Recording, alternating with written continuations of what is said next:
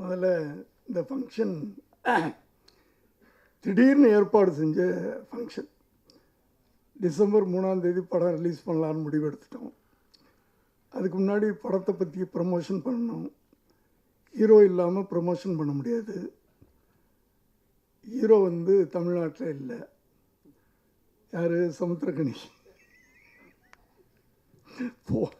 Phone போட்டேன், sir நான் ஹைதராபாத்தில் இருக்கேன், எப்போ வர்றீங்கன்னு கேட்டேன். சார் நான் இங்கே செட்டில் ஆகிட்டேன் சார். என்ன சார் சொல்கிறீங்க, தமிழ்நாடை மறந்துட்டீங்களா அப்படின்னேன். இல்லை இல்லை, இங்கே பெரிய பெரிய படமெல்லாம் வருது, இது வேறு, டப்பு வேறு, பெருசு பெருசாக, அதனால் நான் இங்கே செட்டில் ஆகிட்டேன். ஆனால் நீங்கள் எப்போ கூப்பிட்டாலும் வர்ற, என்ன விஷயம் அப்படின்னு சொன்னார். சொன்னேன், இல்லை சார் நீங்கள் ஃப்ரீயாக இருக்கும்போது சொல்லுங்கள், இப்படி ஒரு ஆடியோ ஃபங்க்ஷன் பண்ணிடலாம் அப்படின்னு. முந்தா நாள் காலையில் ஃபோன் பண்ணுறாரு. முந்தா நாளா? நேற்று சார்?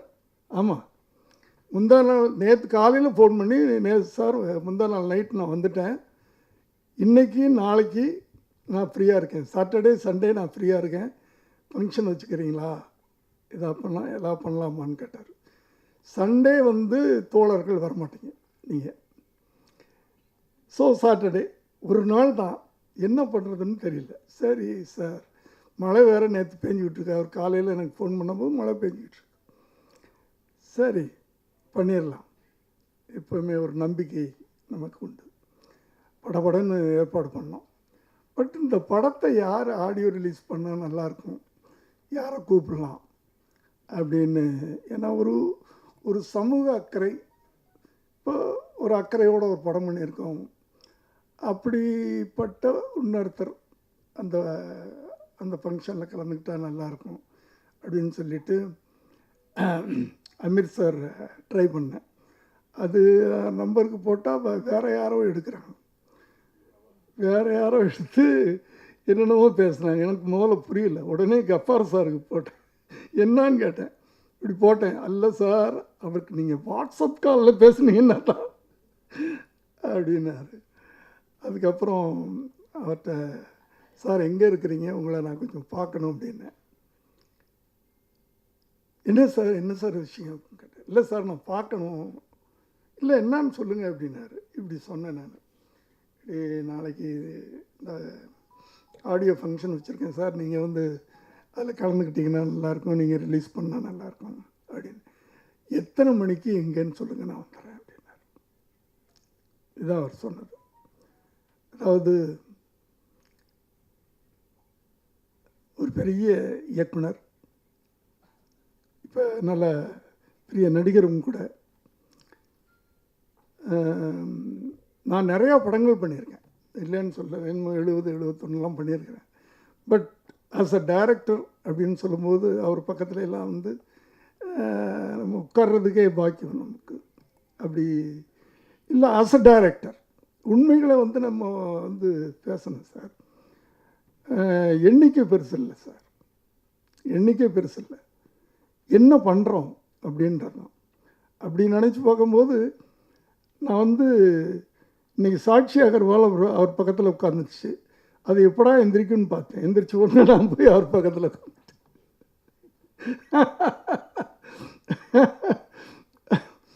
ஆனால் நன்றி சார், நான் வந்ததுக்கு, திடீர்னு கூப்பிட்டு திடீர்னு வந்ததுக்கு ரொம்ப நன்றி. ஆனால் ஒன்று சார், இந்த படம் நான் உங்களுக்கு போட்டியாக தான் எடுத்திருக்கேன், உங்களுக்கு போட்டி தான் சார். இந்த விஷயத்தில் நான் கூப்பிட்டு வச்சு கொலை பண்ணுறேன்னு நினைக்காதீங்க.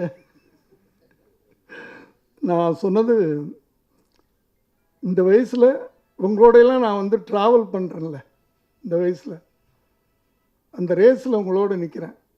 ஃபஸ்ட்டு வரேனா, செகண்ட் வரேனா, லாஸ்ட்டில் வரேனான்றது அப்புறம், ரேஸில் நிற்கிறேன் உங்களோட, அதுவே பெருமையான விஷயம் தானே. அமீர் அப்படின்ற ஒருத்தரோட நான் இன்றைக்கி நின்றுக்கிட்டு இருக்கேன், அதுவே பெருமை தானே பக்கத்தில் நிற்கும் போது. அப்படி உண்மையிலே சொல்கிறேன், இந்த படம் நீங்கள் பார்க்கணும் சார், பார்த்துட்டு எனக்கு ஒரு கால் ஷீட் தரணும். அதாவது இதில் நான் புதுசாக நடிகர்களை உருவாக்கணும்னு தான் நான் வந்து ஆரம்பத்தில் பண்ணிக்கிட்டு இருந்தேன். அப்போ இருந்த அந்த அந்த எனர்ஜி இப்போ எனக்கு இந்த டைரக்டரில் நடிக்க வைக்கிறதுனால பல பயன்கள் இருக்குது. இப்போ நான் கனிசாரோட படம் பண்ணிக்கிட்டு இருக்கனால சொல்கிறேன். நான் பேசாமல் சேரில் உட்காந்துக்கிட்டு சீனை சொல்லிட்டா போதும்.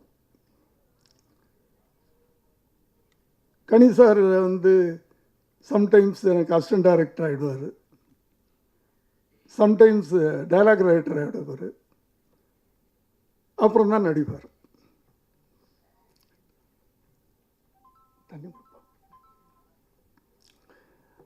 அதே மாதிரி நம்ம சேரில் உட்காந்துக்கிட்டு சீனை சொன்னால் போதும், அவங்க டெவலப் பண்ணி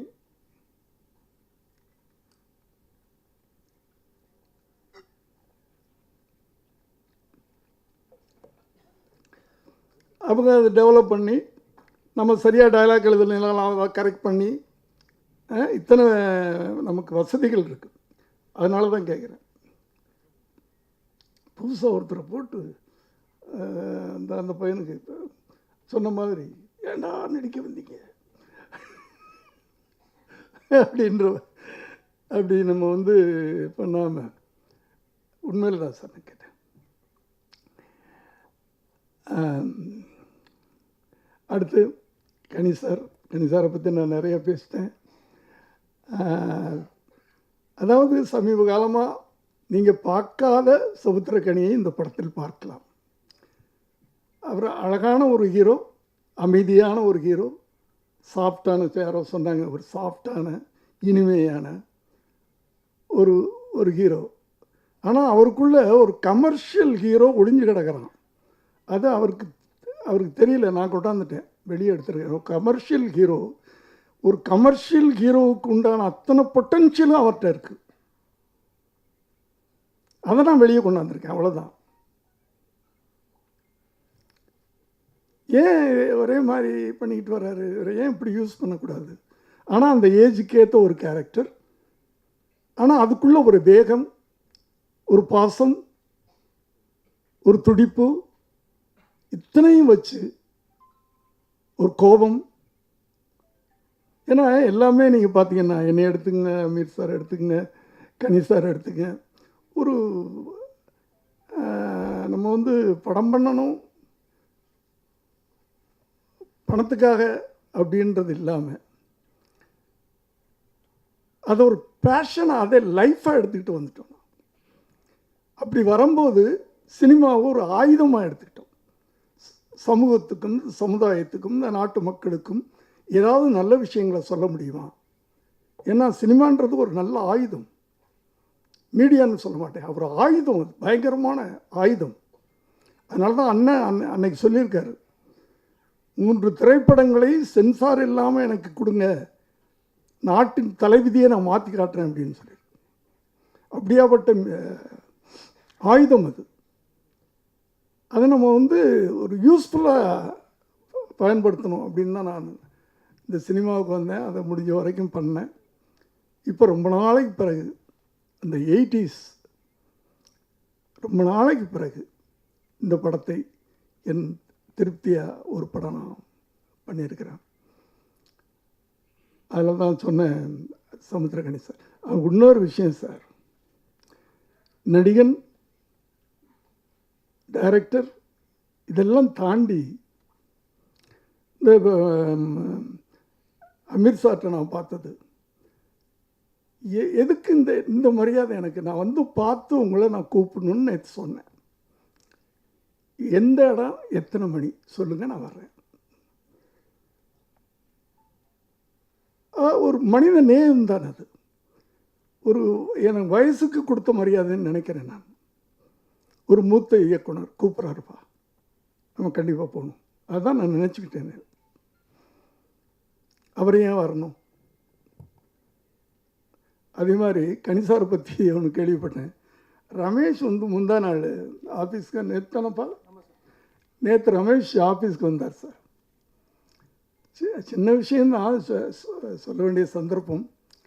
திடீர்னு என்று சொன்னார், கனி சார் என்னை வந்து ஷூட்டிங்கில் கூப்பிட்டாரு ஒரு வாரத்துக்கு முன்னாடி. இங்கே இருக்கேன் ரமேஷ் வரியா அப்படின்னு கேட்டார். நான் போனேன். போன உடனே கொஞ்சம் பணத்தை எடுத்து கொடுத்து, உன் டாக்டருக்கு செகண்ட் டைம் பணம் கட்டல, ஃபீஸ் கட்டணும்ல, இந்த அப்படின்னு கொடுத்தாரு. அதை சொல்லும்போது சார் அந்த முகத்தில் என்ன சந்தோஷம் தெரியுமா சார்? அதாவது நம்ம வாழ்கிறது வந்து நம்ம மகிழ்ச்சியோடு இருக்கிறது இல்லை சார், அடுத்தவனுக்கு நம்ம சந்தோஷத்தை கொடுக்குறோம் பாருங்க, அது ஒரு பெரிய சொல்ல முடியாது சார்,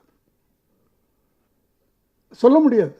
நடிகன், டைரக்டர், அதெல்லாம் தாண்டி ஒரு மனிதன் வந்து உள்ளே இருந்ததுனால அடுத்தவனுக்கு ஹெல்ப் பண்ணுறது, சந்தோஷப்படுத்துறது.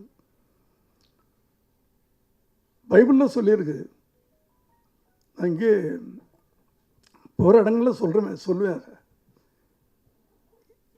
ஏழைக்கு இறக்கப்பட்டு உதவி செய்கிறவன் இறைவனுக்கு கடன் கொடுக்கறதுக்கு ஒப்பாகிறான்.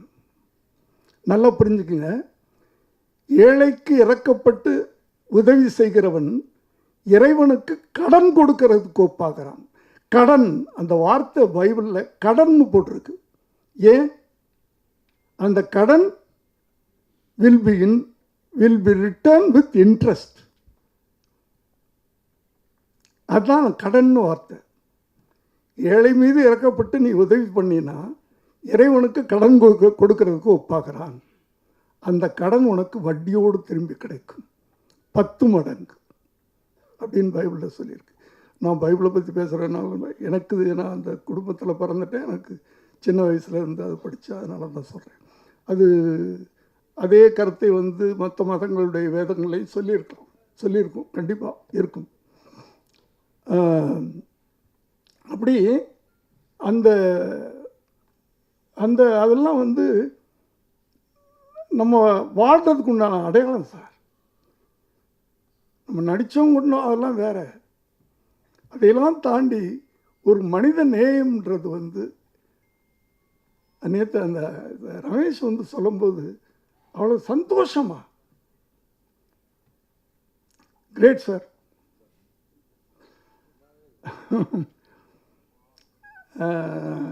அடுத்து சரவணன் சார். அதாவது இந்த நெகட்டிவ் கேரக்டர் பண்ணுறது அப்படின்றது வந்து வில்லன், அது அந்த காலத்தில் வில்லன்னு சொல்லுவாங்க.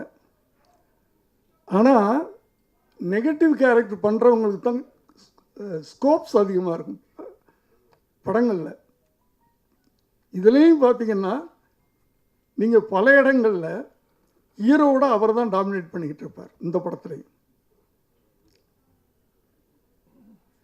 நீங்கள் அந்த காலத்துலேருந்து பார்த்தீங்கன்னாவே வில்லன்களுக்கு தான், அந்த ஆன்டி கேரக்டர் பண்ணுறவங்களுக்கு எப்போவுமே ஒரு அதுவும் இந்த நக்கலோட எம்ஆர் ராதாலாம் பண்ணுவார்ல, ஒரு நக்கல் கலந்த வில்லத்தனம். அப்படி மாதிரிலாம் இன்னைக்கு நான் பிஎஸ் வீரப்பா, மணந்தால் மகாதேவி இல்லையேல் மரணதேவி, அந்த அது படத்தில் பார்த்துட்டு பொம்பளைகள்லாம் பயப்படுவாங்களாம் அவர் வெளியே வந்தா, சாதாரணமாக வெளியே வந்தா. அப்படி ஒரு வில்லன் அவர்.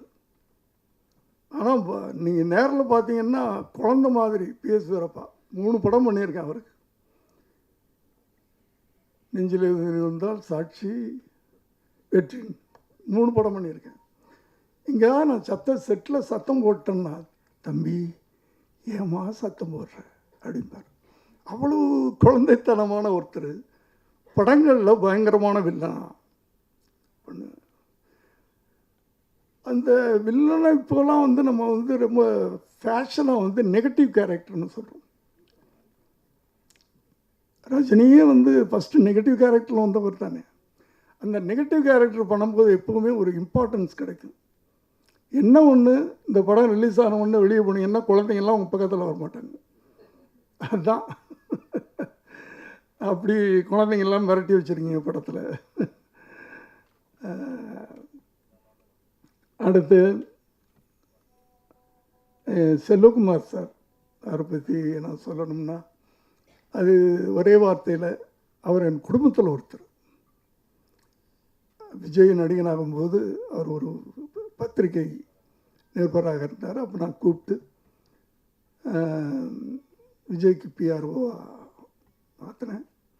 நான் பல இடங்களில் சொல்லியிருக்கேன், விஜய் இந்த இடத்துல இருக்கிறாரு அப்படின்னு சொன்னால் அதுக்கு நான் மட்டும் காரணம் இல்லை, அவனை ஒவ்வொரு படியாக தூக்கின அத்தனை இயக்குநர்களும் காரணம். அதில் முக்கியமான பங்கு செல்வகுமாருக்கு. இந்த பத்திரிக்கையாளர்களுக்கு எல்லாருக்கும் தெரியும் எப்படி என்னென்ன அதுக்கான கஷ்டப்பட்டிருக்காருன்றது எனக்கு தான் தெரியும். ஸோ அவர் என் குடும்பத்தில் ஒருத்தர், அதான் ஒரு வார்த்தையில். அடுத்து இந்த படம் எனக்கு திருப்தியாக வந்திருக்கு அப்படின்னு நான் சந்தோஷப்படுறேன்னா அதுக்கு காரணம் என்னுடைய ஒளிப்பதிவாளர், என்னுடைய எடிட்டர், என்னுடைய மியூசிக் டைரக்டர்ஸ், இவங்க எல்லாம் தான். இந்த மியூசிக் டைரக்டர் சொன்னார், நான் பாட்டையெல்லாம் தான் முதல்ல நாங்கள் ஷூட் பண்ணி முடிச்சிட்டோம். ஆனால் ஒரு இடத்துல பேரண்ட்ஸுக்கும் அந்த குழந்தைக்கும் உண்டான ஒரு நெருக்கத்தை நான் ஒரு 4-5 சீனில் பண்ணி வச்சுருந்தேன்.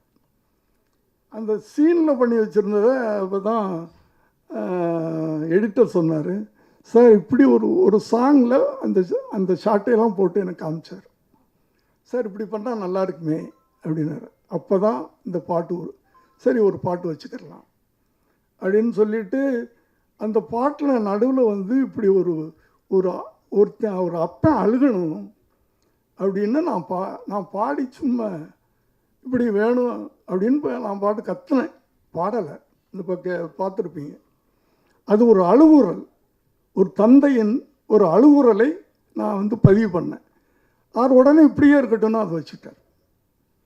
யாரையா வச்சு பாடம் வைங்கன்னு சொன்னேன், இல்லை இதே வச்சுக்கிட்டேன். இதுக்கு முன்னாடி ஒருத்தன் அப்படி தான், ஆடாதடா மனுஷா, ரொம்ப ஆட்டம் போட்டால் அடங்கிடுவே மனிதா அப்படின்னு ஒரு பாட்டு, அதையும் என்ன பாட சொன்னார் தேவா சார். இல்லை நான் அதில் தப்பிச்சிட்டேன், இதில் மாட்டிக்கிட்டேன். அப்படி கத்துனதை வச்சுட்டார் பாட்டில். அப்படி தான் அந்த பாட்டு வந்துச்சு. இந்த படம் உருவாக காரணமாக இருந்த அத்தனை பேரும் எடிட்டர்ஸ், இந்த கேமராமேன்லாம் எங்கிட்ட மாட்டிக்கிட்டு பட்ட பாடு பாவம். ஒரு நாள் கூட கேமரா கீழே வைக்கல, தோல்லை சுமந்துக்கிட்டு பின்னாடி தள்ளிக்கிட்டே போவேன் நான். நன்றி சார், உங்கள் எல்லாருக்கும் இந்த இடத்துல நான் உங்களை ரொம்ப டார்ச்சர் பண்ணியிருக்கேன், அதுக்கெல்லாம் ரொம்ப நன்றி. அடுத்தது என்னுடைய கதாநாயகி 2 பேர். ஒருத்தர் எங்கே உட்காந்துருக்காங்க? ஏங்க மேலே வர மாட்டீங்களா? எங்கள் மேலே கோவமா? நீங்கள் வாங்க, மேலே வாங்க.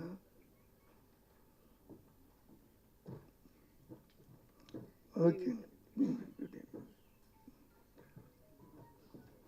ஓ, நீங்கள் ஃபங்க்ஷன் பார்க்க வந்தீங்களா?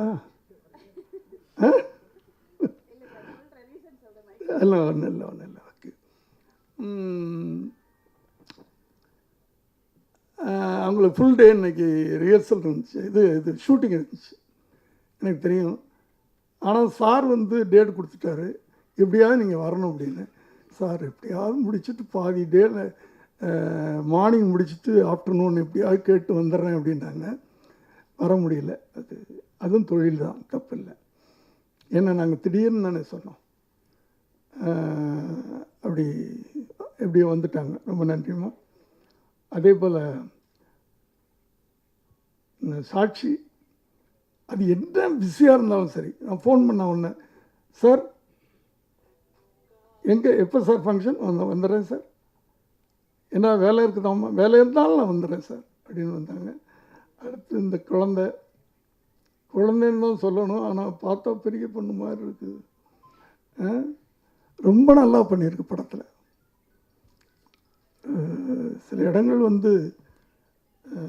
அவரும் கணேசாரும் அவளும் பண்ண சீன்கள்லாம் ரொம்ப அழகாக வந்திருக்கு. எமோஷன் ஃபீல், அதில் ஒரு க்ரைம் சப்ஜெக்ட் தான் பேஸு. அதுக்குள்ளே அந்த அடுத்த ஒரு முக்கியமான டிஃப்ரெண்ட்டான விஷயம் என்னென்னா, ஹீரோவுக்கு தானே எல்லோரும் வந்து இன்ட்ரொடக்ஷன் சாங் வைப்பாங்க, ஏன் வில்லனை வைக்கக்கூடாதா? டேய் சோமாரி, நான் தாண்டா கொலை பண்ணுவேன், அப்படி பண்ணுவேன், இப்படி பண்ணுவேன், அப்படி ஒரு சாங் இதில் வந்து பாடிச்சு. அது ஒரு வித்தியாசமாக நீங்கள் பார்த்துருப்பீங்க. இப்போ அடுத்து கடைசியாக முடிக்கிறதுக்கு முன்னாடி ரொம்ப நேரம் எடுத்துக்கிட்டேன். கனி சார் சொன்னார், அவருடைய தயாரிப்பாளர் நஷ்டம் அடைஞ்சிடக்கூடாதுன்னு. சார் ஓடிடியில் நல்லா ப்ரைஸ் கொடுப்பாங்க சார், கொடுத்துருங்க சார் அப்படின்னாரு. நான் சொன்னேன், இல்லை, நான் வந்து வெகுஜனங்களுக்காக தியேட்டரில் நம்ம படம் எடுத்து அது தியேட்டரில் 100 நாள் ஓடுதா, 50 நாள் ஓடுதா, 5 நாள் ஓடுதா, தியேட்டரில் அந்த படம் ஓடி அந்த ஜனங்களோட நம்ம உட்காந்து ஒரு 4 இடத்துலையாவது கிளாப் பண்ணுவோம். அதை ரசிக்கிறது இருக்குது பாருங்கள், அது எந்த பணத்துக்கு ஈடாகாது. அப்புறம் சக்ஸஸ் ஆனால் ஓடிடிக்கு கொடுப்போம், சக்ஸஸ் ஆகும். படம் எப்படி இருக்குதுன்றது இல்லை சார். என்னை பொறுத்த வரைக்கும் நம்ம உழைச்சிருக்கோம் சார், உழைச்சிருக்கோம். நான் எவ்வளோ கடுமையாக உழைச்சேன்னு உங்களுக்கு தெரியும், நீங்கள் எவ்வளோ கடுமையாக உழைச்சிருக்கீங்கன்னு எனக்கு தெரியும். நம்ம உழைப்பு வீண் போகாது சார். இதுவும் பைபிளில் சொல்லப்பட்டிருக்கு சார். கலங்காதே, திகையாதே, நான் உன்னோடு இருக்கிறேன், உன்னுடைய ஒவ்வொரு அசைவையும் நான் பார்த்து கொண்டிருக்கிறேன், நீ வைக்கிற ஒவ்வொரு ஸ்டெப்ஸையும் நான் கவனிச்சுக்கிட்டு இருக்கேன், அதற்கு தகுந்தது மாதிரி உனக்கு பலன் கொடுப்பேன். திரும்ப திரும்ப தப்பாக எடுத்துக்காதீங்க, நான் பைபிளில் இருந்து சொல்கிறேன்னு. இது ஒரு இவர் பைபிளில் இருந்து சொல்கிறாரு, இந்த மதத்தை பரப்புகிறாரு, அது இது அப்படின்னு நாளைக்கு எவ்வளோ ஒருத்தன் கேஸ் போடுவான். ஏன்னா எனக்கு நான் சின்ன குழந்தையிலேருந்து அது நான் அந்த குடும்பத்தில் பிறந்துட்டேன், எனக்கு சொல்லிக் கொடுத்தது பைபிள். எல்லாம் இப்போ நான் சொல்கிற அத்தனை வேதத்துலையும் இருக்குது. நீங்கள் என்ன கேட்டுங்க, அவர் சொல்லுவார்.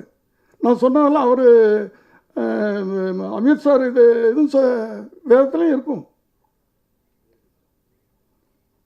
எனக்கு தெரிஞ்சது பைபிள். இதோ யாராவது ஒருத்தர் இது நடந்தது சார் 2 வருஷத்துக்கு முன்னாடி சார், தெரியாதனமாக ஒரு ஸ்டூடெண்ட்ஸ் மத்தியில் பேசுகிறேன் சார். கஷ்டப்பட்டு படிச்சின்னா படித்து பரீட்சை எழுதினா பாஸ் பண்ணிவிடுவேன், திருப்பதி உண்டியலில் பணம் போட்டால் பாஸ் பண்ண மாட்டேன்னு சொன்னேன். நான் என்ன மோட்டிவில் பேசுனேன்? திருப்பதி உண்டியலில் நீ பணம் போட்டால் பாஸ் பண்ண மாட்டேன், ஒழுங்காக படிச்சின்னா பாஸ் பண்ணுவடா அப்படின்னு சொன்னேன். 4வது நாள் ஒருத்தன் கேஸ் போடுறான், இவர் கிறிஸ்தவனாக இருப்பதால் திருப்பதி ஏழுமலையான கிண்டல் பண்ணிட்டாரு. நான் சொன்னேன், டே வேளாங்கண்ணி உண்டியலில் போட்டாலும் நீ பாஸ் பண்ண மாட்டேன்,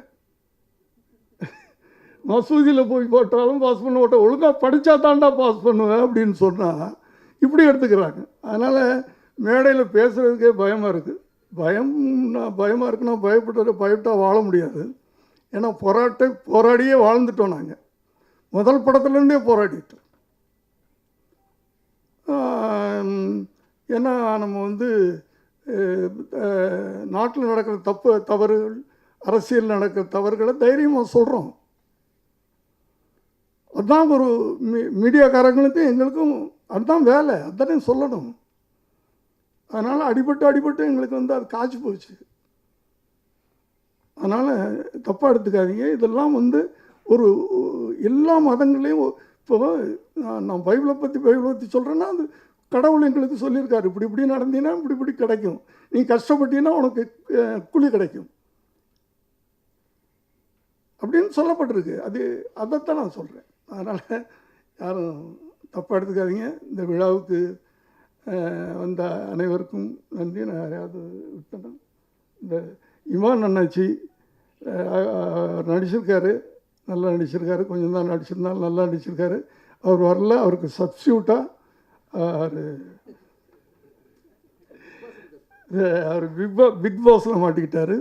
அதனால் இந்த சின்ன பாஸ் அனுப்பிச்சிருக்காரு. இவர் நடிச்சிருக்கார் படத்தில், அவருக்கு வில்லனுடைய. ஸோ இந்த விழாவுக்கு இவ்வளோ நேரம் நிறையா நான் அறுத்துட்டேன்னு நினைக்கிறேன். அடுத்து 2 பேர் பேசணும். அடுத்து ஹீரோயின் வந்திருக்காங்க, அவங்க பேசுவாங்க. நன்றி, வணக்கம்.